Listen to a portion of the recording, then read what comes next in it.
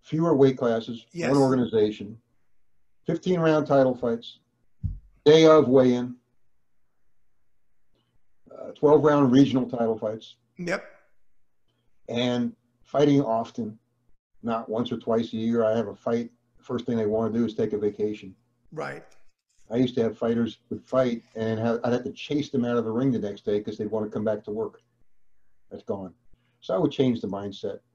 I would change well, it's just you're saying one thing, but Well, but that one thing can encompass it all because that's accomplish going those back. things. I would have I, trainers learn how the old trainers did it and go Mhm. back to the old methods and take away the garbage methods today that's out there training fighters and destroying their technical ability. Again, not the kid's fault. You get a kid wanting to learn, working so hard doing it wrong. How can they be good? Okay. Something that when I started doing interviews, and actually, believe it or not, Aaron Pryor was my first interview out the gate back all the way in '97.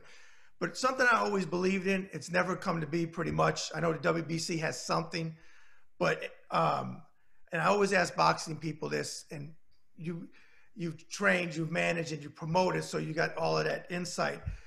Do you favor a mandatory retirement fund for all boxers? And if you do, how do you see it being accomplished? I don't think it's ever going to come to be. They've been talking about it for years, but so the question is, do you think there should be one? And if you do, Steve, how do you see it being done? I think there definitely should be one, Brad, because too many fighters, when their career is over, they have no training in anything else. And what do they do with the rest of their life? A professional boxer is good for a certain number of years, whatever years they are, whether it's 5 years or 20 years or 25 like Ray Robinson. Whatever years it is, it's a small number compared to their lifespan. When those years are up, what do they do with the rest of their life? Many of them can't do anything. Very few have the money to do anything with the rest of their life. So definitely they should have a mandatory retirement for boxers. I think the way it should be administered is funds should come out of these sanctioning fees from the various organizations. They should be taxed. In other words, money should be set aside for all fighters. Then there should be a requirement. If you fight for so many years, there should be a formula. You're entitled to whatever percentage of what your earnings are, perhaps, or what is in the pot. There should be there can't be an individual amount based, like Social Security is what you earned. Right. Well, fighters, many of them earn very little, Right. $50 a round, $100 a round, or whatever, and so others earn a huge amount of money. Right. I'm thinking perhaps there should be a set amount based on the number of years you had or the number of fights you had, and that should come from a fund that's set up, a general fund, and all the fighters as they fight contributes to that fund. Let's say you had a fighter with a $500 purse on a preliminary fight. Maybe $50 goes into his own retirement fund, perhaps. Okay. Let's pick a number. Maybe there's a sanctioning fees on a title fight. A certain percentage of all these fights should go into a certain fund by a company. And then when these fighters retire based on the number of years or the number of fights or whatever the case is, they would draw a monthly salary from this. Okay. That's how I see it should be done, and I think it definitely should be done. Okay. In your opinion, all the years you've been around boxing, who do you think who's the one fighter you feel that moved the sport of boxing forward the most? Muhammad Ali is one that was drastic. That comes to mind. Everybody talks about that, but he changed things in so many ways for the better, in some ways for the worse, because they imitated some of his lack of technique. Yeah. He got away with it though, because he was capable. And then if you had a few prodigies down the road from that, like Roy Jones, like Floyd Mayweather, and Pacquiao with poor technique, but they get away with it, and people copy them. That's not good.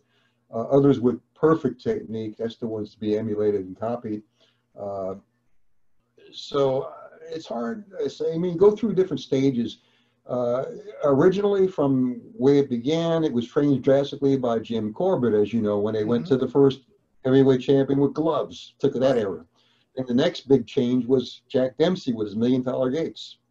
Then it came Joe Louis, who was a great American. He wasn't a black American. He was a great heavyweight champion who unified that. And he was the one that took away the stigma of the Jack Johnson debacle, with Jack Johnson having all those issues about Right. the problems that he did. Right. That was corrected, so to speak, by Joe Louis. Mm-hmm. And then you had the Muhammad Ali era. So there's so many changes throughout cycles. Okay. And then you have the changes to the bad, which is all these weight classes Oh, I hate it. and all these organizations. I hate it. And we live in one world. How do you have 364 world champions? It's You ridiculous. got one world. It's And ridiculous. if you look at the percentage of fighters to world champions today and the percentage of fighters to world champions 50 years ago, you would be shocked at the difference in percentage. I know. A simple thing like a broken jaw. Today's fighters, they make sounds when they throw punches. I talked about that. Yep. What you're doing in reality is you're telegraphing your punches. You're telling your opponent, you're in range, I'm right in front of you, and I'm going to throw a punch. I close my eyes and know where you're at, right? But worse than that, you're in the pocket. You're going to get hit. It's not a matter of if, it's a matter of when. If you get hit with your mouth open, you're going to get a broken jaw. Mm-hmm. Interesting statistic today. There's 85% more broken jaws today than 20 years ago even.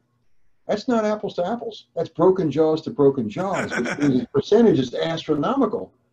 That means they're throwing, and they're being taught that. Yes. That's what's crazy about it. Yes. How are you being taught a bad habit that's not only giving your opponent the tip, it's like a baseball pitcher telling the batter, I'm going to throw the curve or fastball now, instead of hiding the sign from him. You're telling him where you are, what distance you're at, and you're going to throw a punch. Yeah. So they teach that, but it's also harmful to your health. You can end up with a broken jaw. It's not a matter of if, it's a matter of when. When, right. And these are things that's out there today that need to be changed. You don't need a guy to pay a fee to a boxing commission. He has a towel on his shoulder, and now he's a trainer who has a fighter's life in his hands in the corner. No, you need that trainer to be certified. But then you got these, I'm a certified trainer. Well, certified by whom and how? I see these certifications today, and they teach you wrong things. They teach you stuff like, listen to music when you train so you can relax. That's the worst thing you can do. A song is roughly 3 minutes long. A round is 3 minutes long. A song has one rhythm. That one rhythm could be fast, medium, or slow, but it's one rhythm. You can't box with one rhythm. It's constantly up or down, up or down. You got to change your rhythm.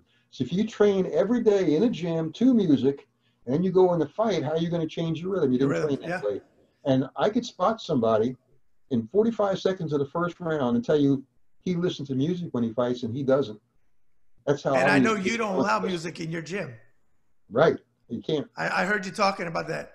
And I felt guilty because I'm not fighting. So, but when I'm working out downstairs, I got music on, but I watched that thing and I said, that makes all sense in the world because I do that too. And I'm not fighting, but you're doing a certain off of the beat of the music. Right. Here's the problem, Brad. Your mind is floating. Yep. It's not concentrating. You're right. Your body is working and your mind is not concentrating, right? That means what? You're physically being trained and mentally you're not. And that's what's wrong with the fighters today. They're not mentally strong because they're not mentally trained. They're physically trained. Now, you got to have your mind in charge. Your mind tells your body what to do. Your body doesn't tell your mind what to do. The body says, I'm tired. And then you quit. No. In the old days, the mind says your body, and your mind says, now it's time to go to work. Correct. Going back to Aaron Pryor, your favorite. I'll tell you a little anecdote about Aaron. Can I do that? Yeah, go ahead. Quick. Go ahead. Aaron was in the gym one day, training like always. And if you didn't know who he was, if you didn't know, he didn't allow cameras in the gym. Right. There's very few pictures. I had a guy who loved Aaron, said he never saw a picture, so I showed him a couple. But anyway, he didn't want cameras in there. He didn't want, because he was in there alone in his mind, focused on what he's going to do. But if you didn't know who he was, and you just walked in, and you saw him when he first came in the gym, you thought it was his first day training. Because he'd get into a stance. He'd go forward, he'd go backwards, go to the side, go to the side, you go to angle, you go to angle, angle, angle. He'd dip and slide. He was just stepping like it was day one. All he's doing in his mind, he's reinforcing the basic. He would do that when he first gets there. And after he did that every day, then he went to work. Okay? So if you didn't know who he was, he's a beginner, just learning how to step and stand with his punches. Right? Okay, now He gets down there doing his work, right? His push-ups. There was a brand new kid who idolized Aaron. He had never met him. He just started training in the gym. Now he's all excited. There's Aaron Pryor training in the gym where the kid just started. He had read everything about him, researched him, everything he could see about him, he watched, and now he's in a gym with him. So he sees Aaron get down and starts doing push-ups. And this kid runs over next to Aaron. He's doing push-ups side by side. Okay. The kid jumps up, big smile on his face. He says to Aaron, I just did 50 push-ups. How many did you do? Aaron looked at the kid with a smile and says, let me ask you a question. You got down, you started doing push-ups, and you counted, and then you counted from 1 to 50, and you were tired and you stopped. Is that correct? Kid, yes, that's exactly what I did. I pushed out 50 push-ups and I was pretty tired. Aaron said, great. Well, here's what I did. You saw me get down on the ground. I did 15 push-ups. And the kid looked at him weird. 15 push-ups? What do you mean you did 15 push-ups? Aaron says, here's what I do. I got down on the ground. I started doing push-ups until I got tired. Once I got tired, I did 15 push-ups. They're the only ones that count. Okay. Okay, that's the story. We did in the old days. You trained until you got tired. Now it was time to go to work. Right. Today, you train until you're tired. Now you're done. Well, you made a good point. You never increase. You never get better. Right. And you, in your, the same seminar, because everything you're saying is in this video that I saw, you also talked about road work. You said road work in the morning, not after you work out at night and then go run. Right. Do your road work in the morning, relax, and then come to the gym at night. But you see a lot of fighters that they go to the gym and then they go running 4, 5, 6, 7, 10 miles. Yeah, and then it takes, see, everything that's done today is wrong, and that's why the fighters can't fight today, because they have improper teachers. The trainers aren't there today. And all I do is talk, right? They talk. I said to the kid, if you would run as much as your mouth, you'd be in shape. Yeah. He says, how am I doing? I said, well, you got to improve a whole lot to be good enough to be horrible. What should I work on? I work on getting back up. With your style, you'd be down a lot. You know, you got to get serious. If you want to be a great fighter, you got to do what other fighters don't do. Right. If you do what all the other fighters do, you'll be just like all the other fighters. It's true. You want to be great, you got to do what they don't do. Now, you got to train boxing. You can't train other things. You can't lift weights and be a boxer. You can't do things that take away from the sport. You can't have improper methods. You can't eat after training and make weight the next day. Right. I mean, you have to have discipline. It's gone. You got to be serious about it. You live boxing, dream boxing, if that's what you're serious about. Now, when people come in a gym, everybody doesn't want to be a boxer. That's great. The people are there not to box, to lose weight, to get in shape, to get fit. Welcome. They're all family. They deserve to be here. They should be here. They should be encouraged. But you don't have to be as detailed on technique with them. Right. Let them enjoy their time. But you got to have fun, work hard. That's the key. You got to be there all the time, have fun, work hard. I want to talk about the Hall of Fame. So you went in the Florida Boxing Hall of Fame in 2009. But this year, you took over as the president from Butch. So my question is, what changes are we going to see now for the Florida Boxing Hall of Fame under your being the president and Bob being the vice president? We're going to do some changes. We already started one already. We instituted and began the Florida Boxing Hall of Fame Museum, which is a big thing, which I love, which all the people that saw it are loving it too. All through the years 2009 to 2012, we always talked about a museum. We were never able to find the proper building. It was all around Tampa. Butch and Kathy kept looking. Other people were looking. It never came to fruition. So what would happen is after each year, all the memorabilia would put up in the storage area, and they would pay rent on the storage. And 2 or 3 times a year, they would dig the stuff out of storage and put a display in some local hotel for 4 or 5 or 6 weeks, and then pack it up and put it back in storage. Well, one of the things that happened was we moved our gym that we were in for 10 years here in Fort Myers nearby, walking distance, a couple of blocks away, which is like 3 times larger than what we had. In this big building, we have 3 separate rooms dedicated, separate from the gym, for the Florida Boxing Hall of Fame Museum, which we've now opened up. And the grand opening was 2 weeks ago during the announcement of the class of 2021. We are not going to change the format, meaning every January we'll announce the new class of inductees from the gym in Fort Myers. And every June, unless there's a situation like we had last June, Right, where with we had to COVID. postpone it, Mhm. will be the induction weekend in St. Pete, Tampa area. That will always be. So that's going to maintain. But here's what we're going to add to it now. We know that this state is a big state. You go Pensacola, you go Jacksonville, you go Miami, you go West Palm, Orlando, Fort Myers, Tampa. It's a big state, long and skinny and way out in the panhandle, right? Mm-hmm. We have two geographic areas that we go to every year, once a year in each place. Fort Myers for the announcement, Tampa area for the induction weekend. We want to encompass the rest of the state with activities. So what we plan on doing is between those two events, maybe in the fall, maybe in the spring, maybe both, we're going to have an event maybe in Miami one year, which may be a golf tournament in the morning and a casino night at night.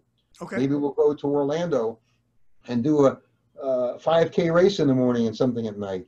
Maybe we'll go to Jacksonville or and do something. So we're going to do things in between our two main things so that we can have people from other parts of the state be close to them also, because they always travel, they always come. Okay. We want to diversify and get more support statewide. The other thing which I'm thinking about doing too, which would be kind of cool, is, you know, in baseball and other sports, they have fantasy camps. Mm-hmm. People pay a lot of money to be a Major League Baseball player for a week. Yep. Well, we're going to have a boxing fantasy camp in my gym here in Fort Myers. Emmanuel Stewart and Angelo Dundee and I, the three of us, talked about this years ago. We were going to do it.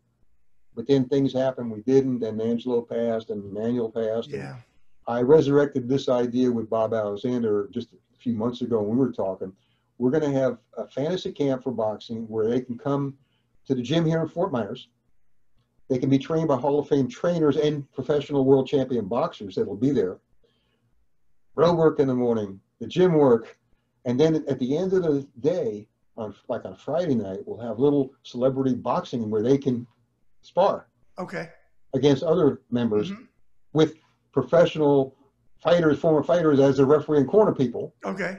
Okay. And then on Saturday night will be a big dinner with awards ceremony, and they'll pay money to come in and be trained and live like a boxer for a week. So we're going to do fantasy camp. That's cool. Coming up in the future too. That's another thing we're going to be doing. Okay. So many things that we got in mind that we want to make it to the next level. A great foundation was laid by Butch and Kathy in 2009. So we've been there since the beginning. So now we're going to take it from there and make it even better. Okay. Your favorite fighter, I think I know who you're going to say, but who is your personal favorite fighter of all time? Ray Robinson. I knew it. Okay. Yeah. The greatest. Aaron is my favorite, but greatest fighter, someone to say, Sugar Ray Robinson. You know, and it's a difficult thing to say, because when you're in the sport and you have all these friends in the sport, we're all family. Literally, we are family. So it's like, how do you pick one brother over another brother? In reality, it's difficult. I got a wall full of signed pictures from great fighters, right? I never asked one picture to be signed. I never asked for an autograph in my life, but I got a wall full of them, because you're out there together doing things and then they hand it to you and doing it. So that's the way it kind of family. It's hard to pick, but I have a recollection when I was 14 years old in New York training, hitting a heavy bag, in my own world focused, and all of a sudden a voice yells out, "You don't throw a hook like that, it's too wide." And I look up and this figure coming to me, who had been rope skipping. And as he gets closer, my mind goes, "Oh my God, it's Ray Robinson."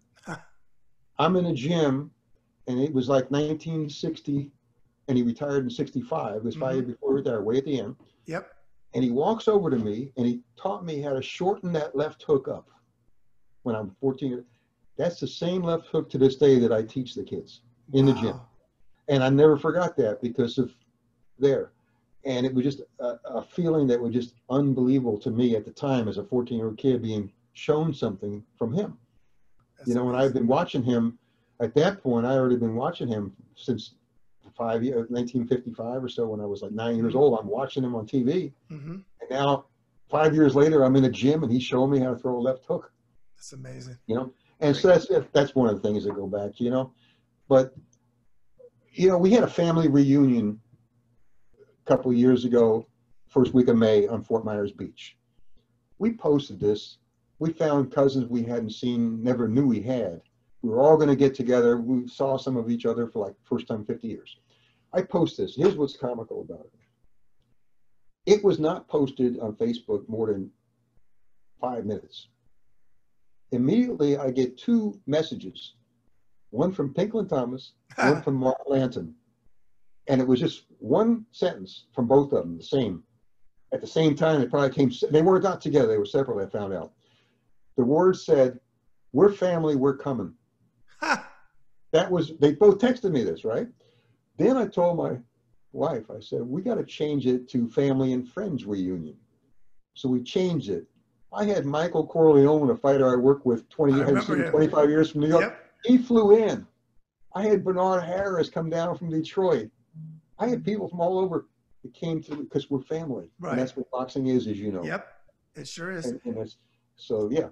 That's really Maybe cool. we'll get you and Deb down here in before the June induction weekend.Maybe we can talk you into coming down here the first week of May this year. We'll have another reunion. We'll see. We'll see.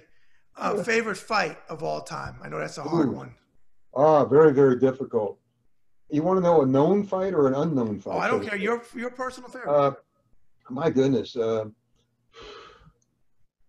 Aguayo Pryor's won. Tommy Hearns and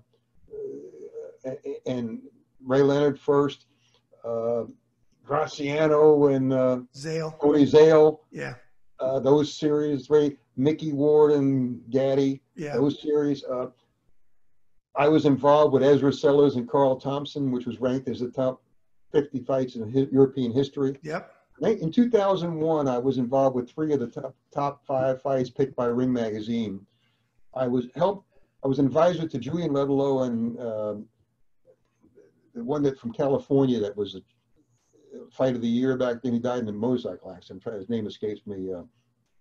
Julian Ledelow and light heavyweight from California in 2001. And we're not talking about. No, he died in the 80s. I know somebody died in a well, it might be him. No, no, not Schuler. No, James Schuler was another motorcycle. Yeah, you're not talking about him. No, it was light heavyweight. I know Ledelow got shot in the back and killed too, yes, right? Or later on. Yeah. That fight, I helped matchmake the Mickey Ward, Emmanuel Burton fight. Yep. Because they called me for David Armstrong to fight Mickey Ward. Okay. And I had David set up at 140, but I had David scheduled for a 35-pound title fight. So I said, I don't have David available for Mickey Ward, but I do have Emmanuel Burton because Emmanuel had just been over to see me looking for a fight, and he was in good shape. So I sent him Emmanuel Burton, fight of the year, one of the fights. And then I had Ezra Sellers and Carl Thompson. So 3 of the 5 fights of the year that year I was involved with. That's cool. 2001. Favorite fights. Off the cuff, Caveman Lee and Johnny Lo Cicero. Oh, what a war. Monroe Brooks and Bruce Curry. Oh, another war.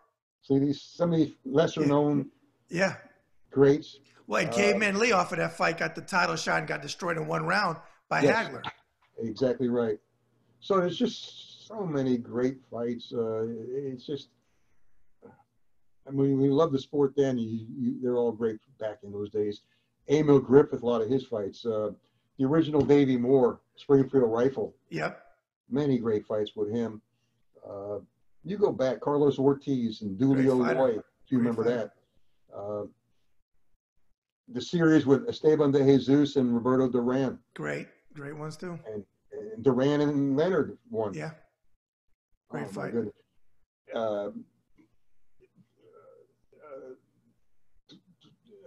Eddie Mustafa. Muhammad. His fights, all his fights. Oh, my great fights, yeah. Marvin Johnson with him. Well, if Craig Howe could be watching this, you know he loves Marvin Johnson. Oh, yeah.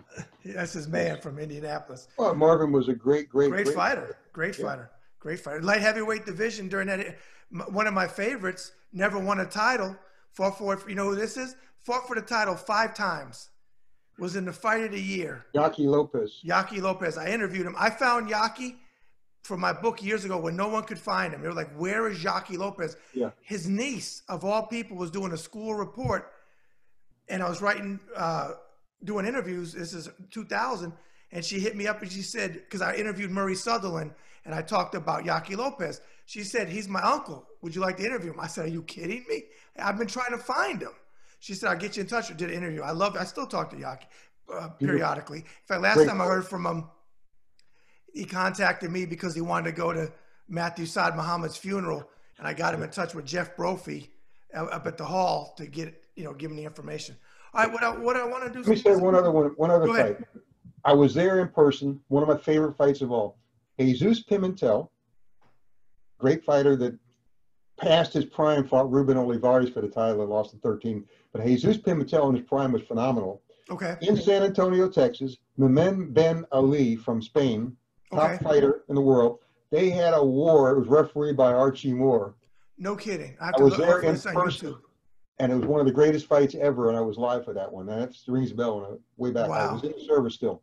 That's cool. That's cool. San Antonio, yep. San Antonio. Well, yeah, I think you remember James Bubba Buscemi out of Texas? Definitely. He fought Alexis Arguello. He got knocked out, but he got a title shot. From Texas. Yep. All right, what I want to do is I want to segue to the second part interview. There's no boxing in this part. Fun, random questions. Whatever comes to you is the right answer. What is your favorite genre of movies?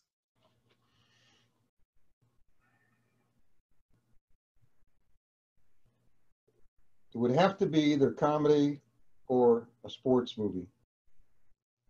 Okay. Because I don't watch many movies. Okay. What is your favorite movie? Requiem for a Heavyweight ranks up there. Okay. Anthony Quinn, not the original. With Jack Palance. 50s. Yep. That ranks up there. Probably Requiem for a Heavyweight. You know who wrote that, by the way? Rod Serling. Yep. Rod Serling. People don't know that. And I know you know this, but for the younger viewers that don't know this, in the TV version, Steve's talking about the movie with Anthony Quinn and Mickey Rooney was his manager and Jackie Gleason. Right. But the TV version was Jack Palance. Right. A young Cassius Clay was in the TV one. Had a small part. Correct. Yep. I remember that. Yep. Okay. Who is your favorite musical band? Ooh. See, I used to manage bands. Okay, I didn't know that. I used to write songs. I got over 400 songs I've written, singers and bands. Okay. I don't have a single favorite band. I had a guy, Denny Bowen, who is still alive up in Cincinnati now. He had several bands we put together and set a lot of records on the road. We reconnected. I saw him last year when I went by there. He had a band, Belladonna, great singer. I don't have a favorite band. I just like good music. Okay. Do you have a favorite concert that you've ever seen? Difficult questions for me. Concert. I saw a lot of concerts when I was in the service in '68 of country guys starting out. I saw Willie Nelson when he wore a powder blue suit, clean shaven, fabulous. I saw Waylon Jennings the same way, clean cut in a suit and tie. Great concerts. Those are among the favorites I saw before they became huge and became the outlaws they were. Yep. I was there in the audience watching them in performance. I would say some of those were among my favorites. Okay. Bobby Bear. Who? Bobby Bear. Bobby Bear, okay. I came to know this guy, and he was a character. He had big hit songs back in the late 50s, early 60s, Detroit City country version, Detroit City, 500 miles from home. Anyway, I got to know him, so it's pretty cool also. Okay. It could be from any genre, any type of music. Do you have a favorite male singer, just a single male singer? I like several. Sinatra was great. I liked Nat King Cole. I liked a male singer. Gene Pitney was another good one. I liked way back in the day. Yeah. Bobby Darin. And Bobby Darin I liked. Bobby Vinton I liked. Oh, yeah, Vinton. Tony Bennett. Okay. I used his line one time. I had a fighter fighting a title fight in Denmark with Pinklin Thomas's fighter. Okay. And the guy quit. And he says to me, "What happened?" I said, "He's fighting in Denmark, but he left his heart in San San Francisco." Francisco. Yeah, so we used Good this line, yeah. one. Great song. Okay, Yeah. flip that. Favorite female singer? Linda Ronstadt is among the best to me. Oh my goodness. Streisand was a great singer. You said you enjoyed one that I recently interviewed, Melissa Manchester. Yes, another good one. Another good one. I mean, so many of they're all, to me, they're all so fabulous. I had a couple of ones that I managed were really good singers, not known, Okay. but top notch. Yeah. Just trying to think. It's just, I don't know. Well, you named some good ones. You named some good ones. Yeah. Oh, wait a minute. I just had a couple that just crossed my mind, and then lost it again. Anne Murray was another one. I liked her voice. Good singer. Anne Murray was a good singer. Good singer. Very good singer. Are you, the man question, are you a car guy? Do you like muscle cars or any type of cars? Or Not really. I don't. Okay. What I do like are the 50s cars. Okay. And I had a couple of those, like 3 of them. I had a 40s car and a 50 car and a 55 Studebaker, brand new with 35,000 actual miles on it, mint. Okay. I like the old cars, but not the muscle cars. Okay. I don't dislike the muscle cars. Right, right. No, it could be Just any not type good. of cars. Okay. Just not, yeah. All right. Favorite noise or sound? I don't like noise too much or sounds too much because it hurts my head. Except I like applause at a good match. Okay. The applause at a great athlete or a good performance. Okay. Applause sounds good. Okay. And flip it, since you don't like sounds that much, but what is your least favorite sound?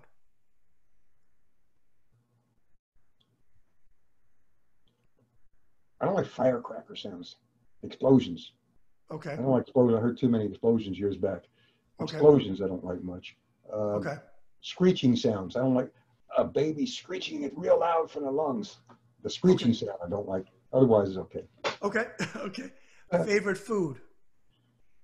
Favorite food. I should get my wife to answer that one for you. I don't know.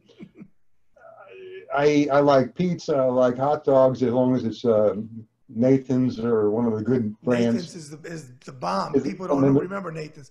Yeah. And it's interesting you brought up a hot dog because I do a lot of research for my interviews. And if you go to Steve's site, and at the end, I'll ask him his social media platforms when we're done.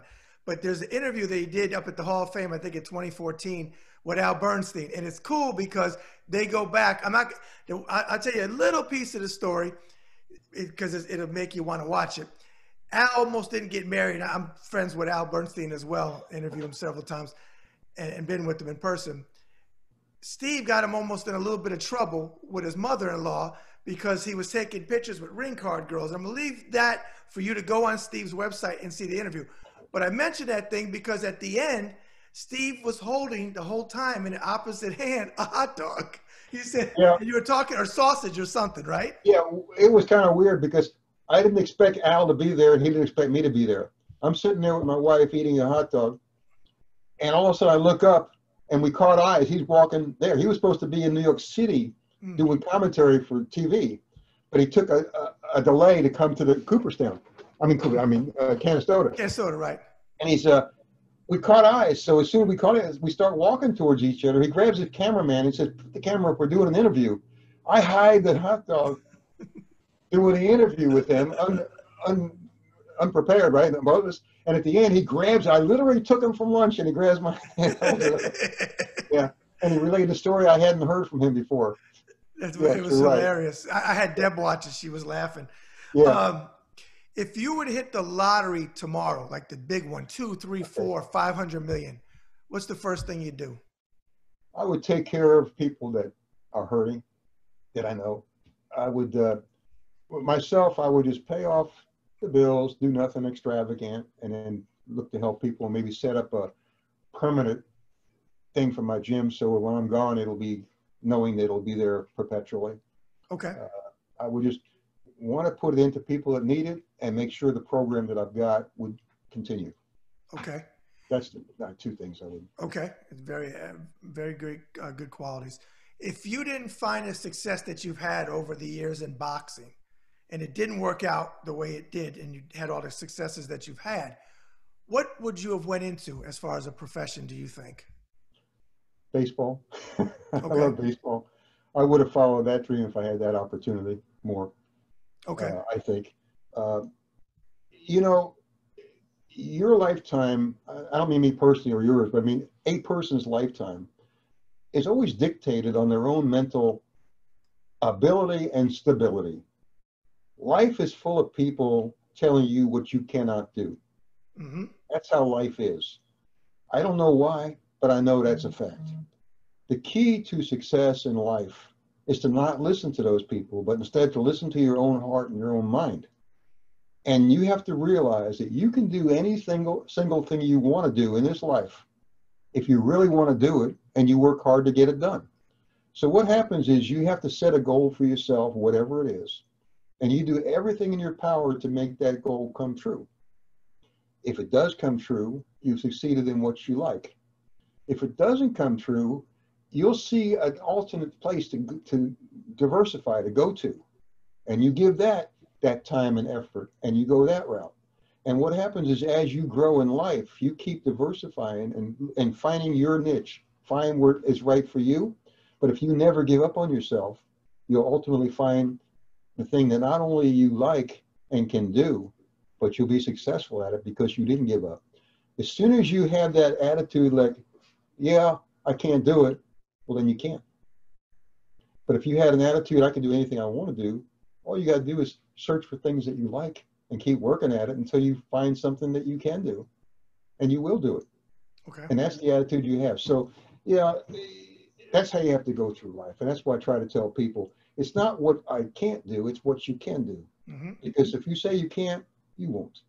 If you say you can, you'll find a way. And that's how it has to be Mm-hmm. in life to succeed. Okay. So, yeah. If you could meet one person, that doesn't have to be a boxing person, or it could, any person from any walk of life, dead or alive, that you could meet, who would you like to meet, and what would your first question be for him? Oh my gosh. Can I cheat and ask you who yours is, Brad? Yeah, you could ask me. That's fine. I'd like to meet Frank Sinatra. Okay. And my first question would be, when in 45, he made a movie called The House I Live In. It was a documentary, and it was about discrimination. And as we know, it was a very different time. And he was a big star, but it was a risk.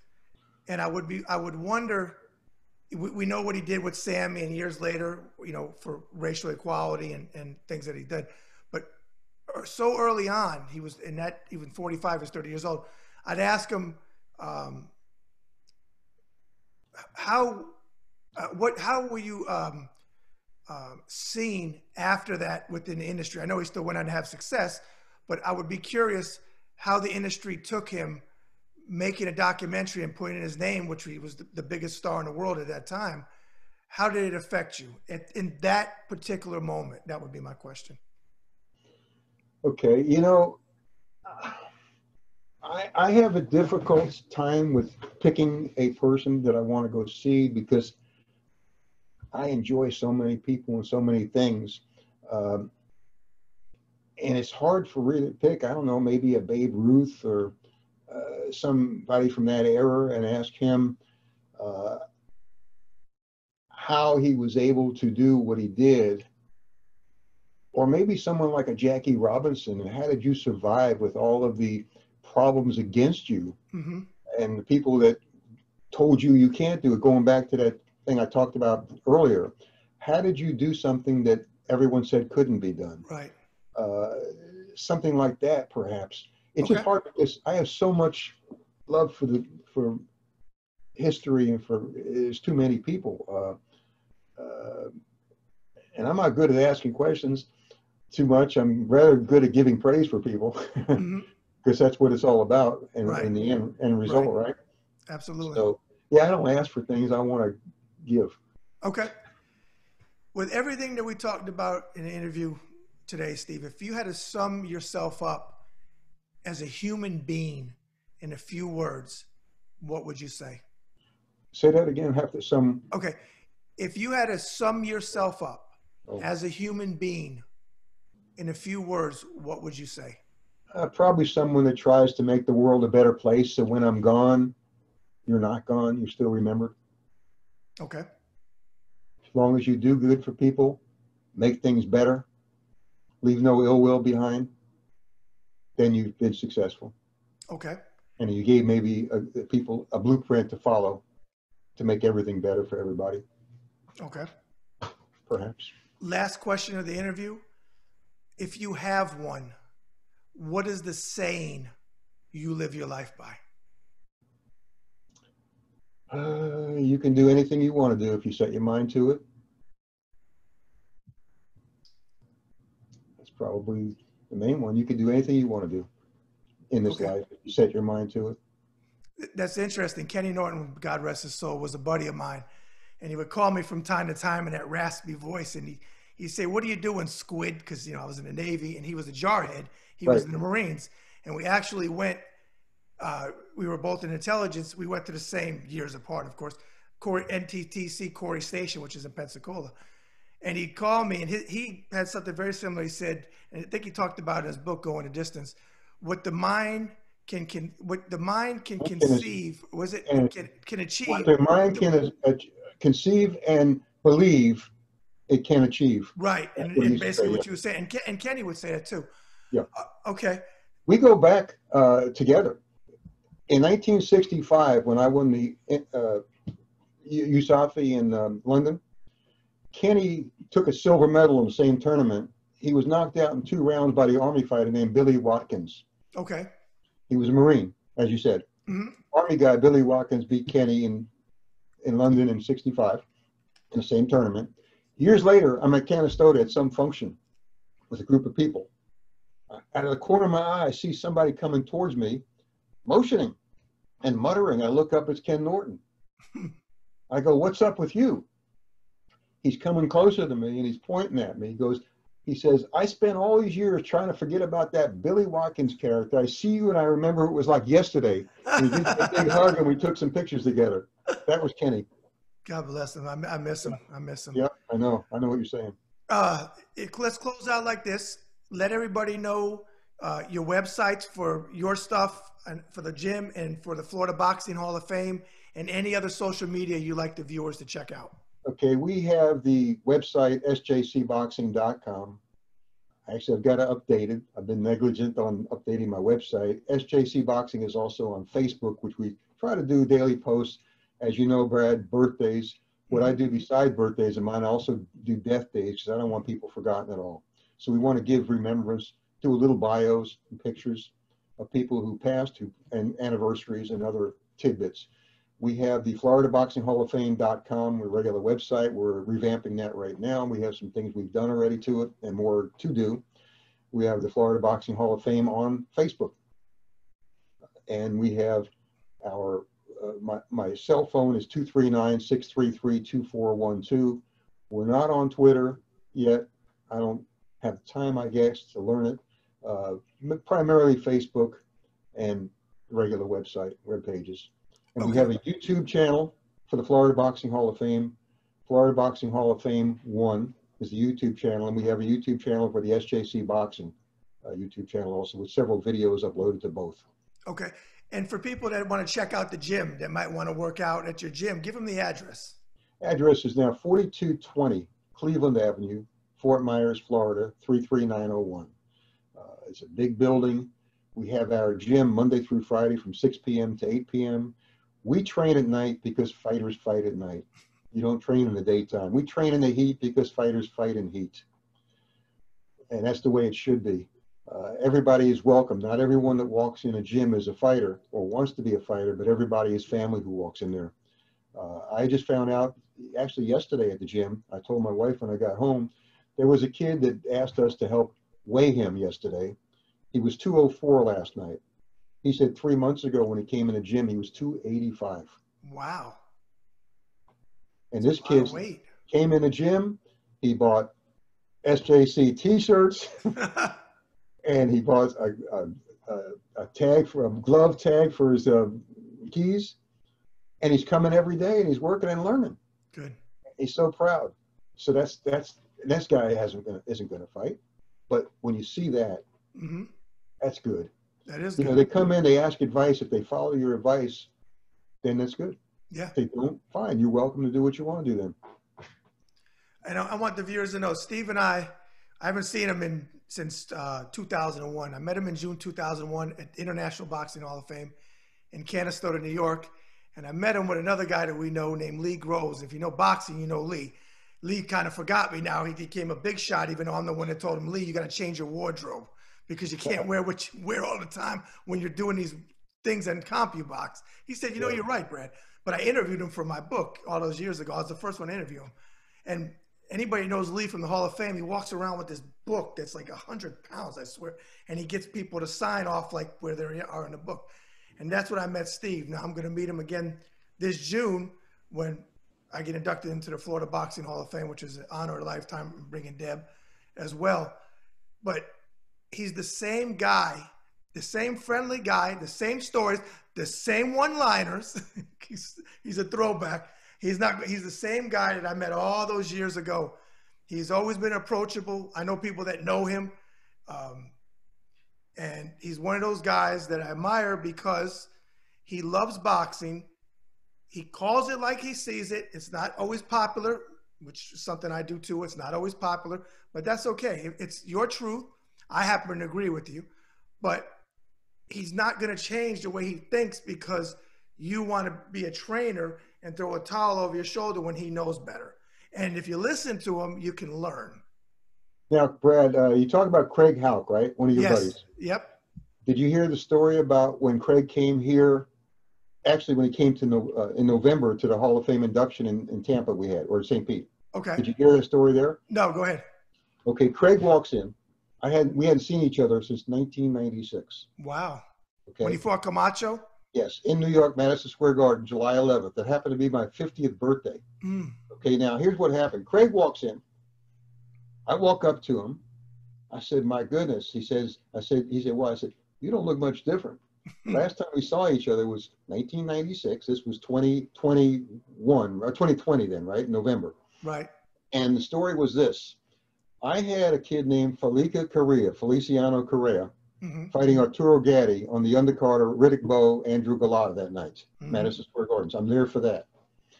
As many times fighters share dressing rooms with each other. In the dressing room with Felica and I was Lowell Thomas and Craig Houck. And Lowell Thomas I knew from before, and we were friendly and said hello and talked, and he's taking care of Craig, I'm taking care of Felica. Felica fights Gatti, we come back to the dressing room when it's done, and Lowell says to me, hey, we're going to be going out there soon. Would you help me in the corner? You be the cut man. I said, sure, no problem, which is common in the sport, as you know. So I don't ask questions. I don't ask who's he fighting or anything. I just make sure Felica's fine. I get with Lowell, and I'm walking in the ring with Craig. We get up into the ring, and I look up. There's Camacho in the other corner who trains in my gym. I said, oh, my goodness. I didn't even realize that, right? So anyway, I saw Camacho appear at me in the corner. Then he goes back to doing his crazy stuff that he does, in the corner. The bell rings. He comes out there, and he sliced Craig badly. He ended up with 17 stitches. I saw it. I saw the fight. Okay, so what happened is he sliced him up. He comes to the corner, and I did my job. I closed the cut. He answered the bell for round 2. He's got 0 blood on his face. I saw Camacho look at Craig. He looked at me in the corner. He goes in, and he ends up catching Craig with an uppercut that he didn't see and stopped him, right? As soon as he stopped him, he runs over to the corner right above me, Camacho. He takes his glove he has on and points down to me, and he yells at me. He says, I cut him up. You fix him up. I know I can't beat him on cuts, so I stop him. What do you think of that? He yells at me. And that's the last time Craig and I saw each other until November. And we recounted the story that we remembered. And then we've been close since. And then he came here in January, and he's going to be back again when you're inducted. Yeah, and He's a super guy. But he's that's a a cool sweetheart. story, isn't it? I believe it. He's a sweetheart. I nicknamed him the boxing ambassador. Here's a guy that wasn't a huge fighter, world champion. Had a lot of fights. Good, Had a lot of good fights. fighter. But Good. what he does for the sport, because he loves it so much. I mean, he eats, sleeps. He's like you. He wants to give back. He wants to see, and he honors these fighters that, some of them are really good fighters, but they're not huge. Marvin Johnson, of course, is a huge name. Yep. But some of the lesser known fighters, but he's like you. Like you did in your book, he gives them credit. And he really is a boxing ambassador of the sport. He was a good fighter. He was not a world-class all-time. He was a good, solid fighter. Right. And I was going to ask you, do you know what happened to Gary Guyton, a name from the past? I know that name, yeah. He's an Indiana guy, and I like Gary a lot. He was on some of my shows that I promoted years ago, and I lost track. I just wondered if you happen to know anything about Gary. Live or not, or still going I'm strong? trying to think. Wait. I know his name. He's not the kid. White kid or black kid? Black kid, and he was out of Muncie. Okay. No, I'm thinking, I know his name. I remember his name I used to see him when I'd get Ring Magazine or KO, and I see him in a thing. No, I'm thinking of the kid, which I know he's alive because he works with Deb, that fought Camacho out of here. I can't think of his name, white kid. Oh, yeah. The one that you're thinking of had a brother, too, that was many fights. No, I interviewed both of them. You're talking about the Jakubowskis. Yeah. Marty and no, this kid fought Camacho, and he was trained by Dennis Hardesty, and I can't think of the kid's name now. He works with Deb, or he's a contractor out of BP. Dennis, another good guy. Yeah, I've had Dennis on the show. Yeah, he's crazy as all outdoors, but he's funny as hell. I love him. Good guy. So, all right, hey, look, it was an honor talking to you. I'm glad we finally did this. We've been talking about it forever. Getting you on. I'll see you in a couple months. I want to get my shots. We don't know when we're going to get the doggone shot out here. We're looking forward to getting it so we get past this. But again, it's an honor. I enjoyed talking to you today. You know where I'm at. I'm going to talk to you tomorrow for the birthdays anyways. Yep. But anything you want to say in closing to anybody out there? No, it's just a pleasure to be with you finally after all these years again, talking to each other visually. And in a couple of months, we'll be physically together too, talking. And see Debbie over there, and hope she'll be 100% better with her recuperation from her knee. With her knee. Yep. I know she's going through all kinds of difficulty with that. It's not easy. Yeah. I just hope it gets easier for her. She's getting better. She's slow, but she's getting better. I appreciate you mentioning her. It's not, but anyway, thank you so much. And all the fans out there, Brad's a great boxing person. Talk about an ambassador. Definitely. Stay tuned to his shows. Follow him. Stay with him. Question him. He'll give the answers you may or may not like, but they'll be correct.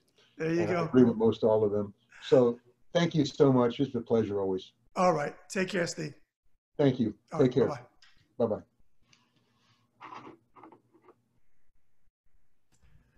All right, folks. That's another Bad Brad Berkowitz show in the can. Forget about it. My brother in boxing, Steve Canton. Make sure you pick up his book that we talked about. Get it personally autographed. He mentioned where you can get it directly from him, and you can save a few fazols. That's a good thing when you can save a few fazols. All right? Make sure you hit that button and subscribe. Again, leave your comments below. I greatly appreciate it. Forget about it. And remember, folks, every act of kindness is a little love we leave behind. Bad Brad out.